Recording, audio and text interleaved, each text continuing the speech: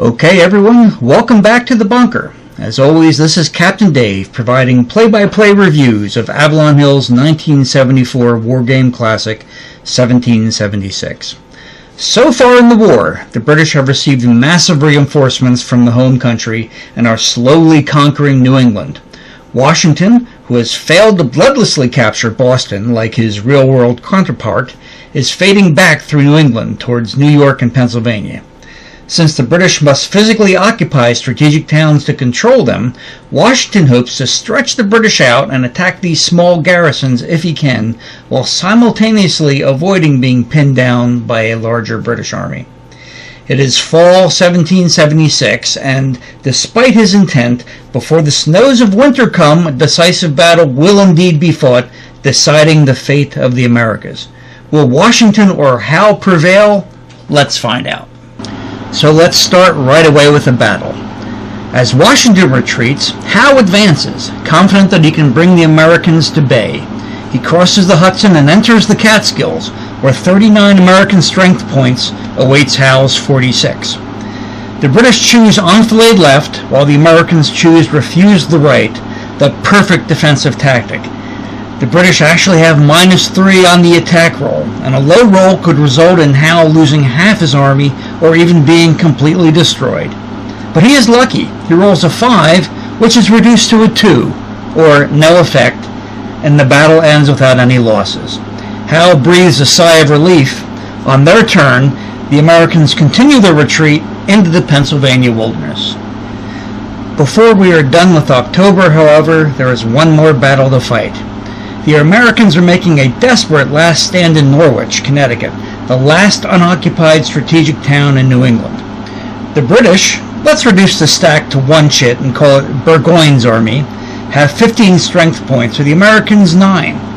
But the Americans have no supply, which reduces their strength to only 4.5 points. And this works out to 3-to-1 odds. The British attack, and without going through every round of combat, the Americans are completely eliminated within 3 rounds, and New England falls to the British Empire. Moving on to November, Howe decides to ignore the near disaster he almost led his army into in the last turn, and he continues to pursue Washington, following him into the Pennsylvania wilderness. Again, he has 46 strength points, the Americans have 39, and without going through every round of combat, it's a bloody little skirmish, where the Americans end up losing 4 strength points. But the British fare worse. They lose 7 strength points, and even worse than that, they've lost all of their Tory militia at this point, which means that any further losses will have to be taken from the British regulars, which is a real irreplaceable loss to the British should it occur. So it's now the American turn in November of 1776, and Washington has a strategic choice to make here. Remember, the American strategy is to continue to fade back in the face of British numerical superiority. But for the first time, Washington now has more strength points than the British, with the British losses in the recent battle and some additional reinforcements. The strength ratio is now 41 American strength points to 39 British. That's still only 1-to-1 odds, but there's another advantage going for the Americans, is that every loss they can inflict on the British, now that the Tory militia has been disposed of, is against British regulars, and British regular losses are irreplaceable. So Washington decides it's now time to turn around and attack. And that's what he does. 41 to 39, it's 1-to-1 odds. First round of combat, U.S. chooses enfilade left, and the British choose frontal assault, giving the attacker, the Americans, +2 on the die roll. But they roll terribly. They roll a 1, that only results in a 3, and that's the Americans lose 1 strength point. Okay, now it's 40 to 39, still 1-to-1 odds. Both sides end up using a supply. The U.S. picks frontal assault, and the United Kingdom picks enfilade right, -2 on the attack. So less of a good shot for the Americans, but they roll better. A 5, which is another 3, which is another loss of a single strength point. The Americans are now down a couple of strength points, and they're now down to exactly equal with the British. But Washington's calculus still holds. He wants to start killing British regulars. 39 to 39 is 1-to-1 odds, of course. U.S. picks again frontal assault. The British pick enfilade right, another -2 on the attack die roll, and this time the Americans roll horribly. They roll a 1, and with -2 on the die roll, that equals a -1. And when you look at the combat results table, that's half the American army is now eliminated. So the British have, the Americans are done attacking, and the British say, wait a second, things are going my way, I'm going to continue this battle. And with half the American army eliminated, that's rounded up, so that's 20 strength points gone. And now it's 39 to 19. That means the British have moved the calculations to 2-to-1 odds. First round of the British attack on this American turn. British regulars choose refuse the right. The Americans choose stand and defend. That's +0 on the die roll. The British roll 6. And on a 2-to-1 odds with a 6 rolled, that is half of the defending army eliminated. That is another 10 strength points reduced from the American army. It is now 39 to 9 strength points, 4-to-1 odds. Enfilade left for the British, enfilade right for the Americans, +0 on the die roll. On the 4-to-1 odds, though, even a mediocre roll of a 3 means that for the third time, half of the defenders are eliminated. This time they lose 5 strength points. The odds ratio is now down to 39 to 4. That's easily on the 5-to-1 strength table. Enfilade left versus withdrawal, +0 on the die roll. Half of the Americans are once again eliminated. They are now down 2 more points. And the battle comes to an end at that point because of the tactic. Okay, let's pause here in the game and consider the overall strategic situation. And so what I wanted to say was that this morning I was reading one of my favorite books, David McCulloch's book, 1776, which talked about the battles that Washington fought in and around New York to try and save New York City from the British. And he failed badly in these battles. He was roundly defeated every time he fought the British.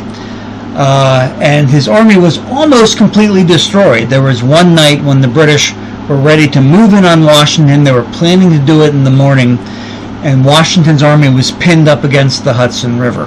And they didn't think they could get across the river because the British commanded the war. They had a fleet which could go that far up the river when the wind was right. And they were just waiting for the wind to turn for the British to come up and plug them up there.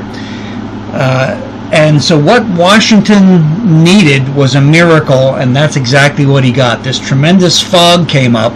The wind changed just long enough for Washington to get his small boats across the river, and he got his troops to safety. Now, the thing to remember in war is you never win a war by great retreats or impressive evacuations. It's kind of like the situation with Dunkirk in 1940 for the British. It was a tremendous operation to save their soldiers, whether it's the British or the Americans in their time, but that's not going to win a war. And the Americans in the real world, there was some serious concern that if they had not gotten away from the British through that miracle, that would have been the end of the revolution at that point. And so what we have here in the game is a similar situation to what would have happened to Washington if the fog had not arisen that night. Their army is now completely destroyed. Washington is either dead on the battlefield or he's had to flee to the next American strong point. So that's what we'll assume here. Washington got away, but now the British are in the absolute ascendant. The Americans are on their heels, and we'll see what happens. So let's go on to the next battle. After their stunning victory, the British abandon their artillery and make sure they can march all the way to the next American position. The Americans are down to only 9 strength points, but they do have 2 advantages going for them. They are entrenched in this position, and they also have artillery. And as I stated, the British had to abandon their artillery to make it there in 1 turn. Nevertheless, everything looks like it's in favor of the British. They have 5-to-1 odds, even though 2 is subtracted from the die roll. So that's what we have here. The British, on the first round of this battle, the British choose a forward assault. The Americans choose refuse the right. That adds +1 to the die roll. That's -2 for the entrenchments and artillery, so it equals a -1 to the die roll.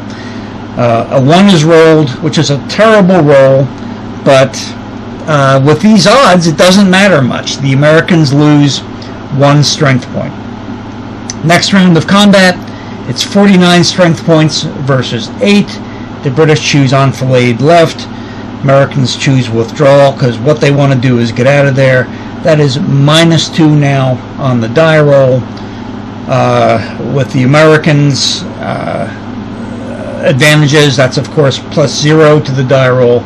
So, excuse me, with the -2 from the Americans, a 3 is rolled, -2 to the die roll, which is 1. That will actually end the battle when you have an enfilade left versus withdrawal. But the Americans lose more strength points. At that point, we have to make a decision. The overall strategic situation is extremely grim for the Americans. They basically have no army left in New England or the Middle States. Now, the quarter is over. Militia will spring back to life, but they're going to take a militia reduction because the British have started conquering strategic towns in New England. Philadelphia has already fallen, New York has already fallen, and huge armies are on the march that have taken virtually no losses as opposed to the Americans' disasters. So the Battle of the Pennsylvania Wilderness was extremely decisive, not just tactically, not just operationally, but strategically. My feeling right now is that the Americans are going to concede the game, and that will be it. The British retain the 13 colonies as part of the empire. Hopefully they'll show mercy to the revolutionaries who put their names on the Declaration of Independence, but one thinks that's unlikely. Hopefully Benjamin Franklin and the rest will be able to escape somewhere to France. And that's it. So hopefully everybody who's listened to these videos has enjoyed them. I know I enjoyed making them. And in fact, I enjoyed them so much, I'm going to move on to a different war game here in the near future and do another replay. Might be Avalon Hill, might be SPI, because they put out a lot of great games in the 70s and 80s. And so we'll see what happens.